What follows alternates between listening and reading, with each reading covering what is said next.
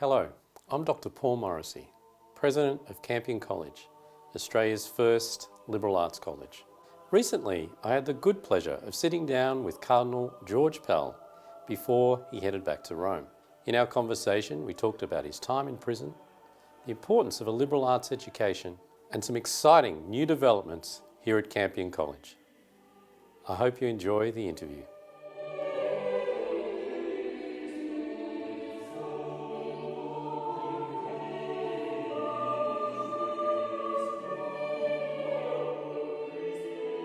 Well, thanks for joining us, Your Eminence. You've lived a very public life and fulfilled many important roles within the Church particularly. I wonder if you could comment on how you see Australia and the Western world more generally at the moment. Are there any particular issues that concern you or give you hope? Oh, well, there's always hope because we're Christians and Catholics, and if we remain faithful to the basics, prayer, repentance, faith, service, there's always a capacity for renewal. And I think Campion is an example of that. It's not the biggest tertiary institution in Australia, but it's a real sign of hope. But the pressures on us are very significant. It's not the worst of times by any manner of means, but it's not the best of times. And a lot of the damage has been done under the surface. You might say our society is a little bit like a contraceptive society. Looks quite well on the surface, but it's unable to produce new life. So family breakdown, abortion, now euthanasia, an increasing hostility to Christianity, the poison of pornography under the surface, the avalanche of abuse on the social media. Now, they're not the only things. We're prosperous, we're healthy. We've got the COVID, of course, but we're struggling through that. And of course, there is another very big external development, and that's the belligerence of China. I think there's no doubt about it. They regard us as a weak link. They like to detach us from the United States.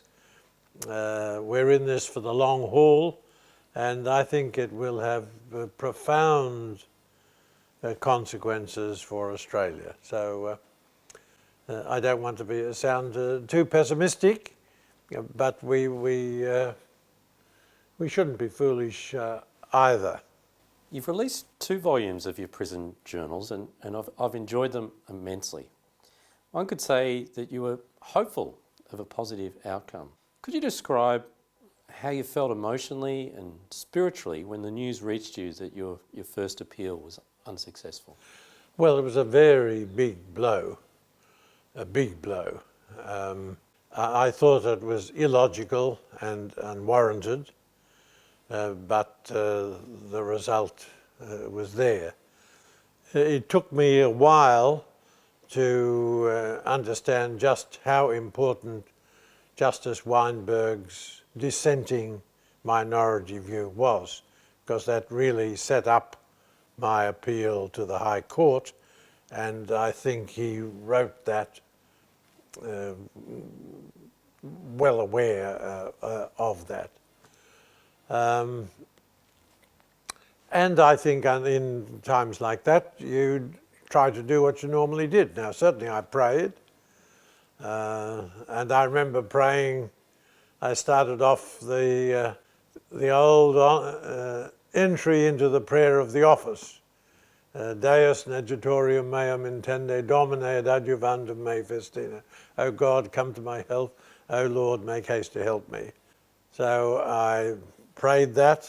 I was bruised psychologically, spiritually, but I tried when I got back to the cell just to recommence my daily routine, trying to watch a bit of television, prayers, writing, which was a great balm.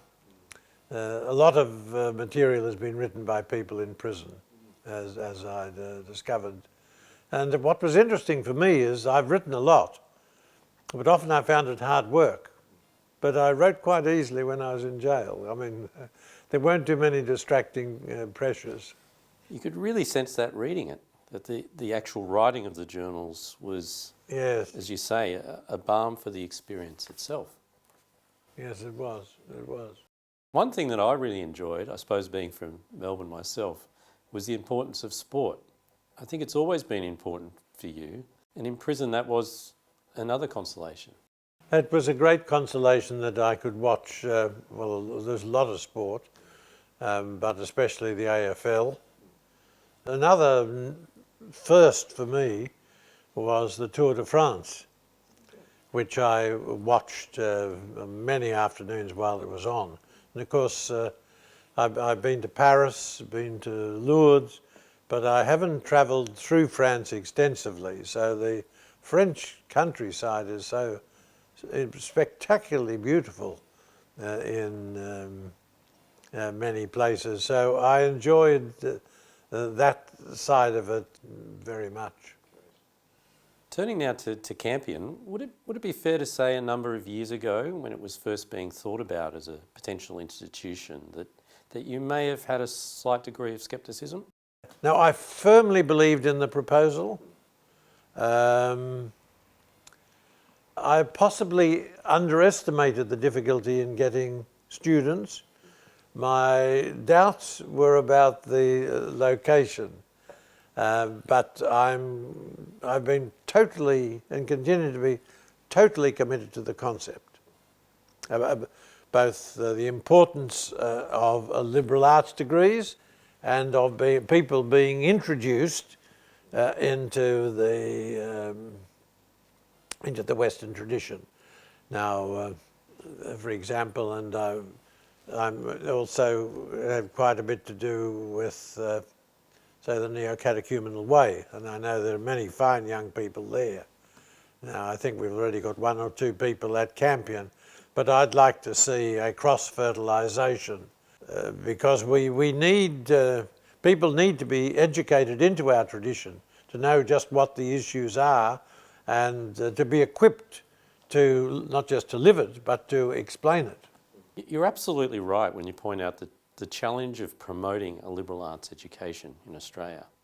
Maybe if you could say a word about the value for Australia in general, but also for young Catholics, of a liberal arts education rather than a purely vocational one, because that's a big challenge, particularly for parents, but also potential students who might ask, what's the point, spending 3 years studying liberal arts? Well, it sets you up to do anything professionally.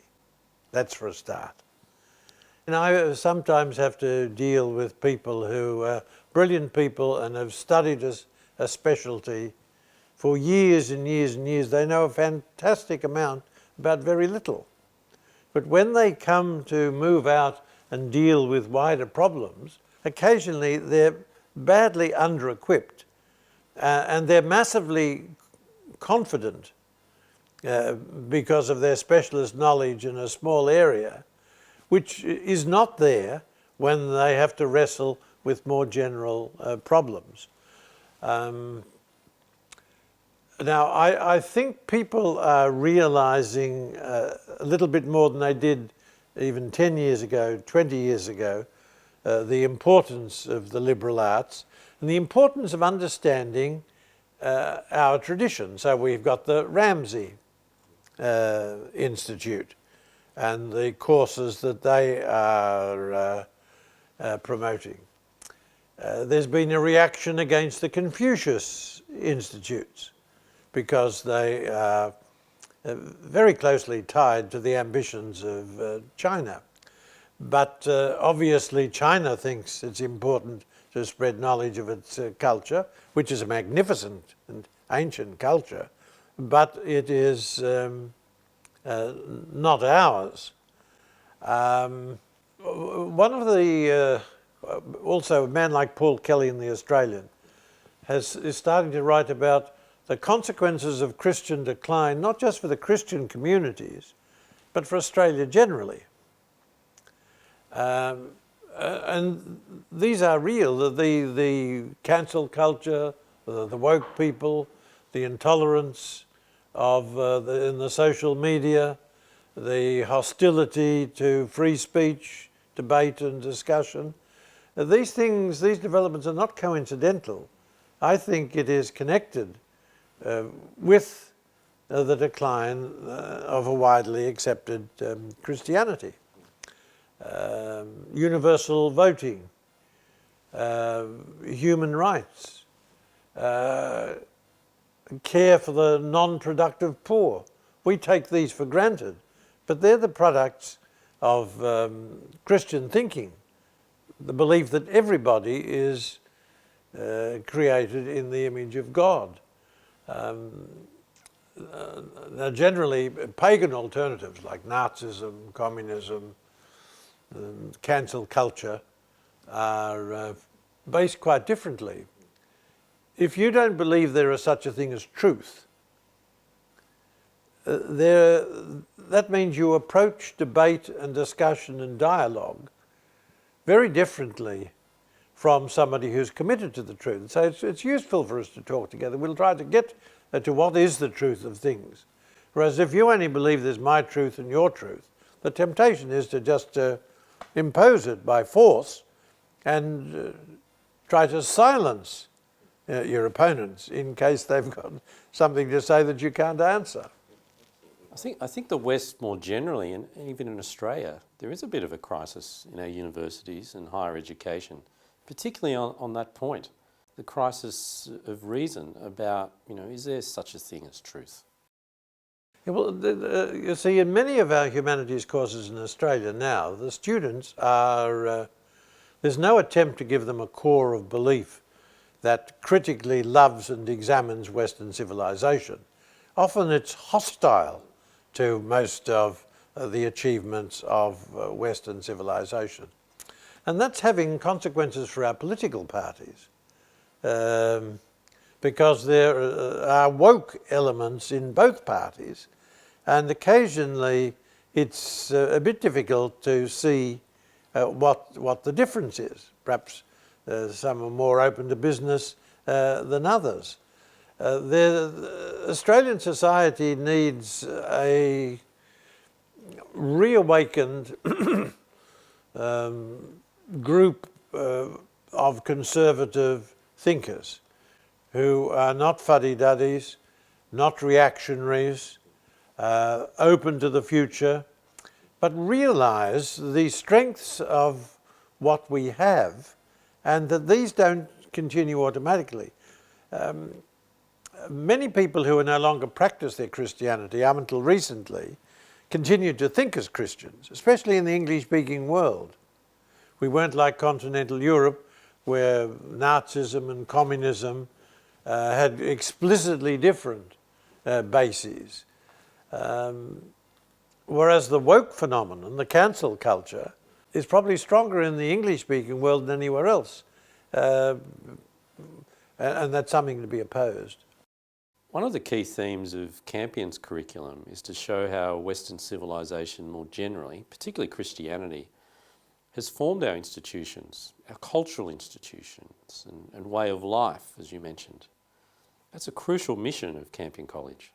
And now, I mean, much more than previously, people are concerned that a knowledge and love of the Western tradition is inculcated into students.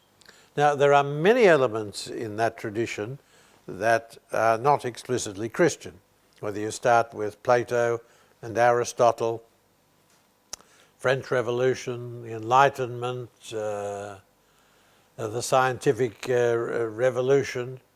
But the glue that held Europe together and the Western world together was Christianity. And I think everybody who loves Western civilization should realize we're not going to be able to save it in our part of the world without us, without the Christians, because probably we're one of the few bodies who are able to put foot soldiers on the ground, people who actually understand what we're trying to do and are prepared to battle in public life, in the world of opinion, to do it. And the Australian society is a small society, so that increases the capacity of a small institution like a Campion to make quite a significant contribution. In an immense society like the United States, where there are quite a few wonderful institutions like a Campion, they've got a much bigger challenge because it's a more powerful society, and the secular organisms there are also correspondingly more powerful. Now, you recently gave some lectures to our second and third years, which were greatly appreciated and very well received. Towards the end of the lectures, you made a point about how the students in front of you would face some very difficult questions in the years ahead, difficult issues, especially around freedom of religion and freedom of expression. I wonder if you could say a word about that, the potential challenges around those areas.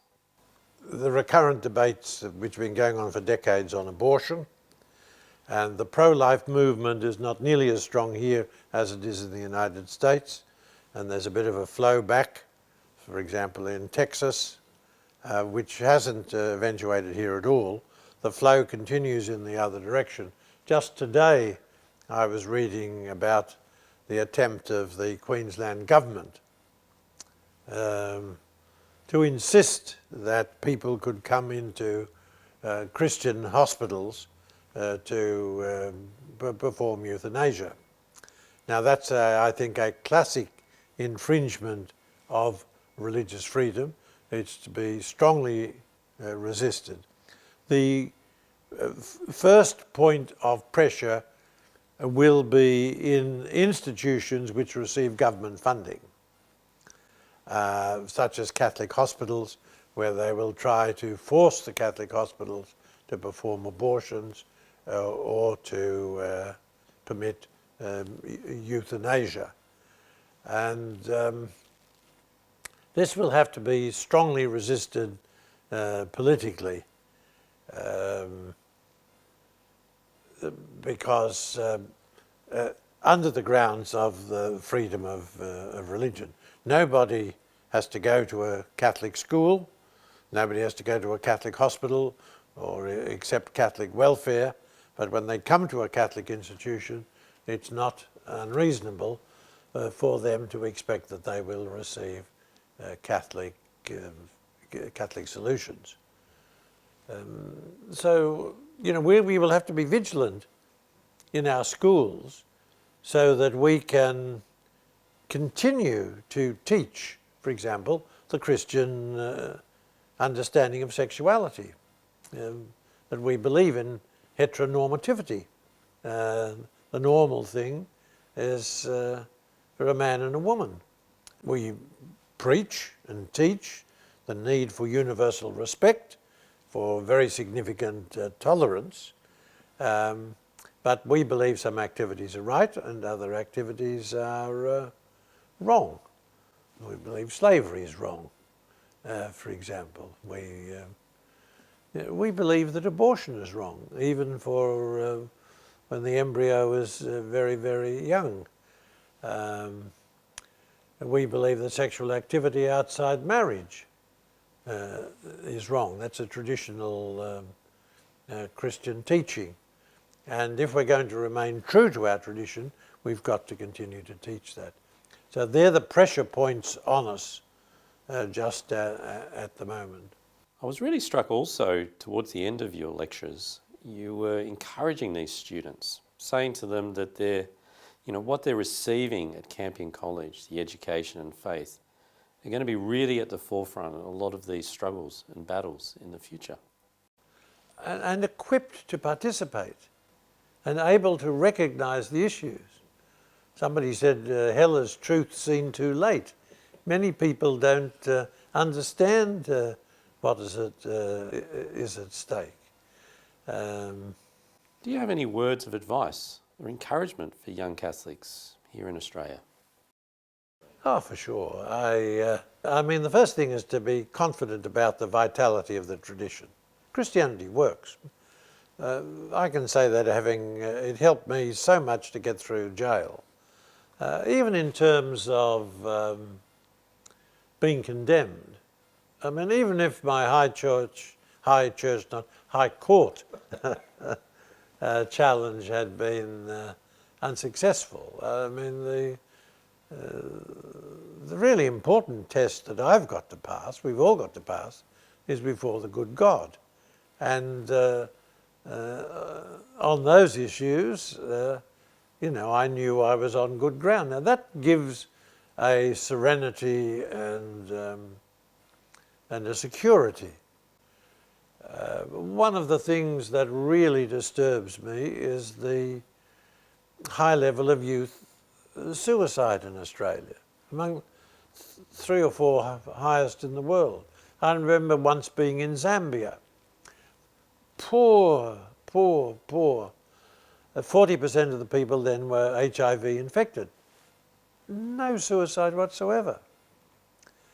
Now, if we can tell our young people that God loves them, there is a heaven where justice reigns. And also, we all have difficulties, sometimes great, sometimes less, and a lot of young people growing up have very, very difficult situations. Well, we must teach them and show them the Christian teaching on redemptive suffering. They can offer up their suffering united with Jesus, who didn't get a good run, offer up their suffering for some good purpose. I think we need to make more of our approach to suffering. We battle against it, we help more people than nearly any other group in society. But when we, I'm tempted to say beaten, but when we can't remove the suffering, we can still channel it, like turning mass into energy. We can turn our suffering into spiritual grace and spiritual strength and energy for other people. What I've recently been very taken by is by Douglas Murray, the British journalist, columnist for The Spectator, called The Madness of Crowds. And it's a book that looks at difficult contemporary issues and identity politics. But one thing he writes towards the end that really struck me is the lack of forgiveness in our culture. A lot of people are out to condemn or cancel people, but there's no sense of if someone's made a mistake, let's forgive them. And I was struck by that because he's not, as I understand, a Christian, but he sees that forgiveness is lacking in our culture because of the sidelining of Christianity and that forgiveness has been forgotten. He's absolutely right. As our society becomes less Christian, there will be less forgiveness, less enthusiasm for rehabilitating prisoners, for humane prisons. It'll be a harder society. Pagan societies are harder societies. Ironically, this issue was recognised right from the beginning, even in Constantine's time. Now, Constantine was the first Christian emperor. In some ways, he seems to have been very Puritan. I think he fought 17 battles, coming from York down to the battles he fought under the Milvian Bridge. But there is strong possibility he eliminated his wife and his son Crispus, who was a very capable man. Whether he did, to what extent he was complicit, I don't know. But the early pagans said, Constantine has become a Christian because the Christians will believe that God can forgive him for killing his son. We pagans say that if anyone killed their son, they couldn't be forgiven. So it's not a new issue, but it is certainly one of the major themes that are playing out. Now, you only have to point this out, and a number of people who might not particularly be Christian any longer, but they still live on a Christian overdraft, a moral overdraft. And, you know, they would believe very much in helping the so-called undeserving poor, so helping the battlers. We say the two great leitmotifs in Australian society are have a go, and everyone's got a right to a fair go. Now, everyone's got a right to a fair go, that's a Christian teaching. A lot of the cancel culture people don't believe that. If you're in the wrong tribe, you're guilty. Quite a number of people said, in my case, with the accusations, well, he might be innocent. But it's, given the bad performance of the church, it's only right and proper that the church takes a knock, that he takes a knock. Well, there's a logic to that, but it's not the logic of justice, and it's not the Christian logic. Speaking of having a go, Campion College is about to have a go, so to speak, in embarking on a second stage of Capital Works program, which is a major development in our campus, including an academic wing, library, dining hall, lecture hall, classrooms, as well as 4 additional residential halls. And this is by far our biggest project. The highlight is certainly for us the new library. You know, currently our library is in a fairly old building, a lot of books in storage. This will be a stunning library that, you know, as libraries increasingly close and become electronic, it will be a library for the ages for Australia in terms of a liberal arts collection, and we're very excited by it. I wonder if you, Your Eminence, could give a word of support for this project and maybe encourage others to support the project both materially and spiritually. Look, from a Catholic point of view, from a cultural point of view, from a national point of view, I couldn't endorse the project more strongly. And I know there are a lot of people who've done well, as we say, financially, and looking, as well as looking after their family, are looking for something that will contribute to the future. Now, Campion is a small institution, as tertiary institutions now go, but it's a vital niche. I've had a look at your library. It's very well stocked for your purposes. I know you've got a lot in storage, and certainly, you know, a suitable library building is I think a must, because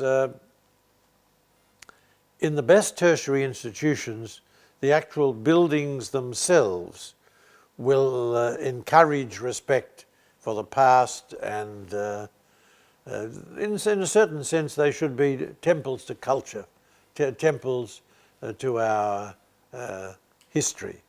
So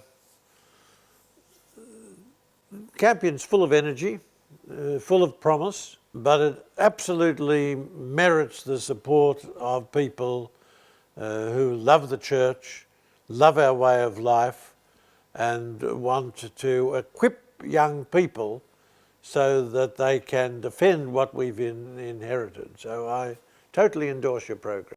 Thank you very much, Your Eminence. And just by way of conclusion, may I offer a word of thanks for your witness in general and your leadership here in Australia and in the church, and also your work in Rome as a public figure in Australia, but also on a more personal level for Campion itself, for your support for Campion, and spending this time with us today, your friendship for the college over many, many years. A big, big thank you. I know it's been a pleasure, and I think a good investment. Already the Campion graduates, you know, here and there, are making a significant contribution. And that's not a bit surprising. And so I hope that you go from strength to strength, and as the generations pass, that you remain faithful to your core ideals. That will be the that will be the struggle. I think Campion will certainly survive in its niche, but the pressures for secularization in great educational institutions are very real. Harvard, Yale, Oxford, Cambridge, the Sorbonne, they all started as religious institutions. Now, with a smaller institution like Campion, you're better placed to maintain the original vision. But nonetheless, he who stands has always got to beware lest he fall. So I'm very confident you're heading resolutely in the right direction just at the moment. So I say Godspeed and God bless your efforts. Thank you very much, Your Eminence, and thanks again for your time today. Good, pleasure.